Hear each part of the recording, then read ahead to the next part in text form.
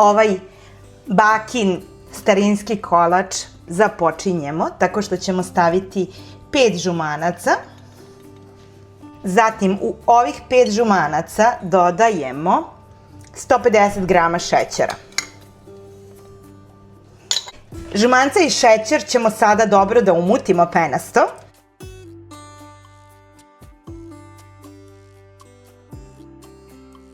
Moram da napomenem da sam ja rernu na samom početku već uključila na 200 stepeni. Dodajem otopljenog putera.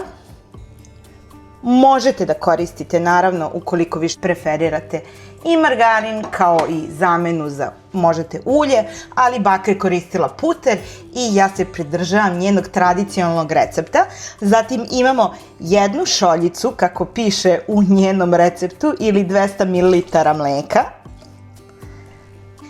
Sve ćemo sada još jedan put ovo dobro da promešamo.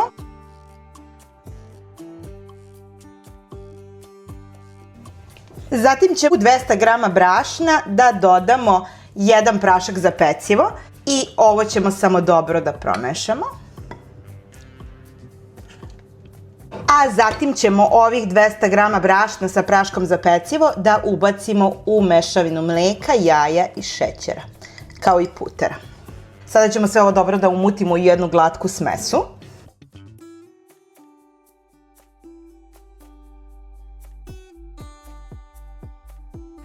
I kada je sve ovo dobro umućeno, prebacujemo ga u pleh za pečenje. I iz šerpe gde smo otopili puter, ja sam samo preručila ovde u činiju i premazat ću je cijelu, kao i ivice.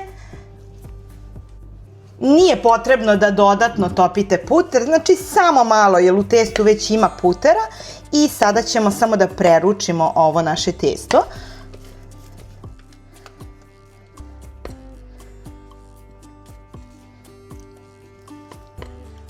Blago ćemo samo da ga poravnamo, kako bi došlo do svih ivica. Ovo je naš prvi sloj. Ne brinite, jer ima i drugi kao i treći.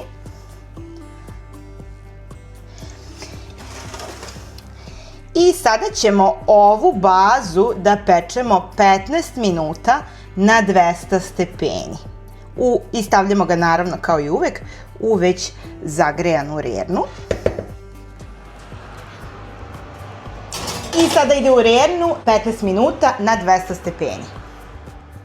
A u međuvremenu, dok nam se sve to peče, ja sam ovde pripremila ovako 10 vrhom punih kašika domaćeg džema od kajsije. Naravno, baka je uvek koristila domaći džem.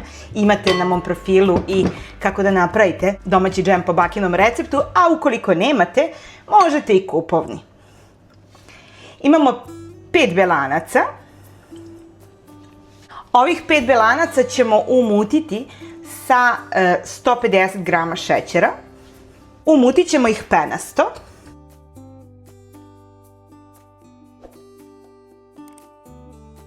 Evo vidite, belanca su nam lepo umućena. I sada ćemo u ova belanca da dodamo i 150 grama mlevenih oraha, kao i 50 grama, vidite, na najsitnije rendane čokolade. Sve ćemo ovo blago samo da pomešamo kako nam belanca ne bi spala.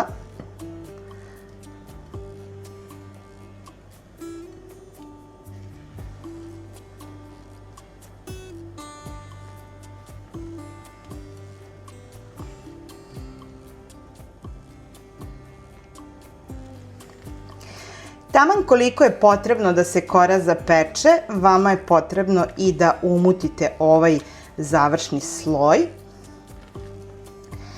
Zašto je ovaj kolač poseban? Poseban je zbog toga što ima sve ove slojeve. On je kao, blago rečeno, neka fina torta, ali možete ga naravno praviti i u kalupu za tortu i nećete se pokajati. Evo vidite kakve je teksture, znači belanca su nam i dalje čvrsta. I evo ga, 15 minuta kasnije naš kolač izgleda ovako. I kolač nam je sada u ovom trenutku polupečen. Ono što ćemo sada uraditi je da preko njega premažemo džem od kajsije u jednom finom sloju.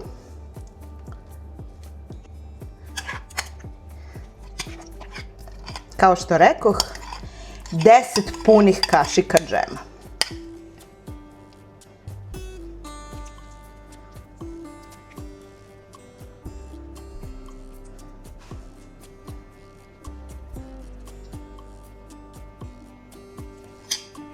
Sada ćemo samo džem da poravnamo, a zatim preko ovog džema idu ova umućena belanca sa orasima i čokoladom.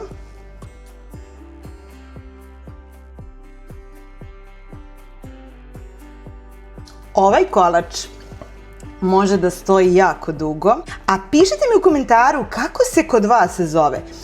Meni je ovaj kolač poznat kao ruska pita.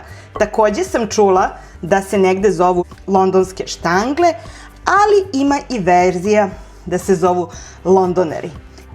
Pišite mi ukoliko znate i koji naziv vi znate za ovaj kolač. Svi ovi slojevi koje on poseduje ga čine stvarno zaista posebnim. I ja ću sada samo blago da ga poravnam, ali takođe ne želim da on ostane savršeno ravan, jer je ovaj deo kojeg se ja sećam uvek nekako bio čupav. Pa ću samo ovako da ga malo utapkam.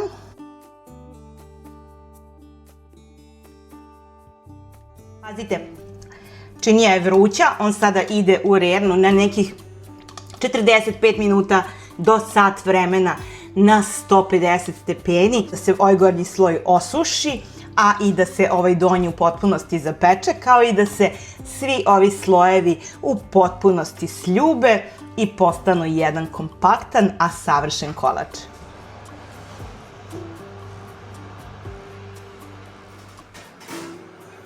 Naš kolač je spreman. I evo ga.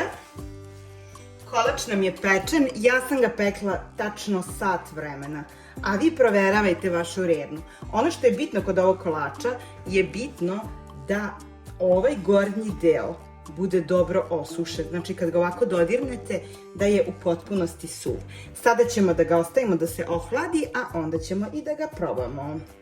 Kolač je i dalje topao, ali ja ne mogu više da čekam. Ajmo sada i da ga probamo. Ja ću samo ovako odseći ove delove gde su krajevi. Režemo ga na kocke.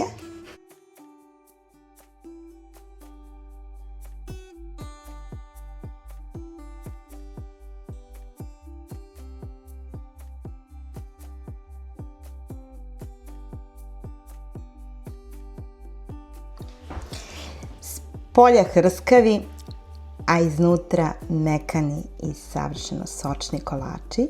Ja vam toplo preporučujem da probate.